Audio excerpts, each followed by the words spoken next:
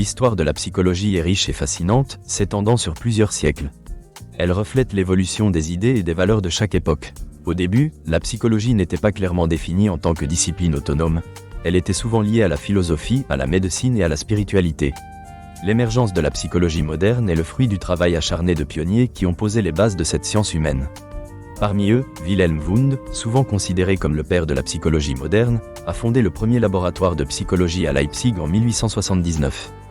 Ainsi, la psychologie a commencé à se séparer de la philosophie pour devenir une discipline scientifique. Wundt a mis l'accent sur l'expérimentation afin de comprendre les processus mentaux, introduisant des méthodes de mesure et d'observation.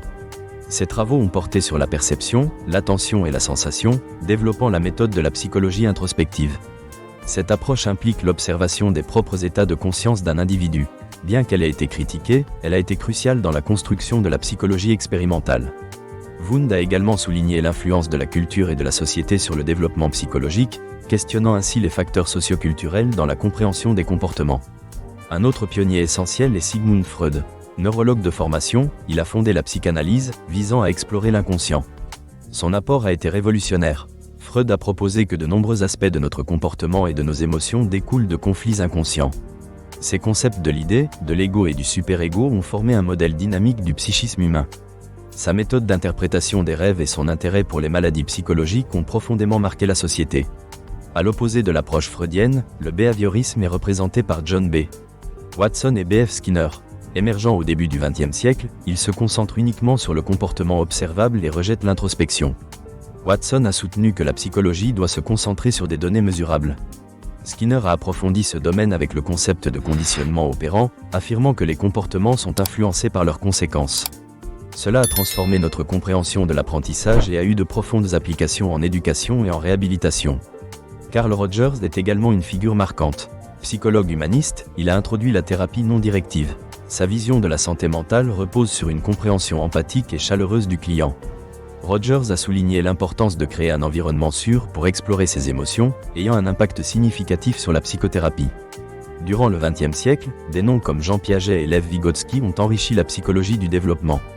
Piaget a étudié les stades de développement cognitif chez l'enfant, détaillant l'évolution de la pensée avec l'âge, ce qui a été déterminant pour l'éducation. Vygotsky a introduit la zone de développement proximal, bouleversant les approches éducatives en insistant sur l'aspect social de l'apprentissage. L'histoire des pionniers de la psychologie nous enseigne beaucoup sur les approches théoriques. Chaque figure emblématique a navigué à travers des contextes historiques et sociaux. La psychologie a été influencée par son époque, et après la Seconde Guerre mondiale, elle a connu un essor avec l'émergence de nouvelles orientations telles que la psychologie humaniste et positive, mettant l'accent sur le bien-être et l'épanouissement. Aujourd'hui, la psychologie continue de se développer. Elle intègre des éléments des neurosciences, de la biologie et des études culturelles. Les nouvelles technologies permettent d'observer plus précisément les comportements et les émotions, offrant des perspectives inédites grâce aux techniques de neuroimagerie et à l'intelligence artificielle. En conclusion, l'histoire des pionniers de la psychologie est un parcours complexe. Chaque acteur a apporté une pièce à l'édifice, cherchant à comprendre la nature humaine. De l'introspection de Wundt à l'inconscient de Freud, en passant par le comportementalisme de Watson et les approches humanistes de Rogers, ces figures emblématiques ont construit une mosaïque d'idées. L'interaction des écoles de pensée continue d'influencer la recherche et la pratique clinique. La psychologie, en tant que discipline vivante, demeure un champ d'étude où les questions restent ouvertes et où chaque développement enrichit notre compréhension du comportement humain.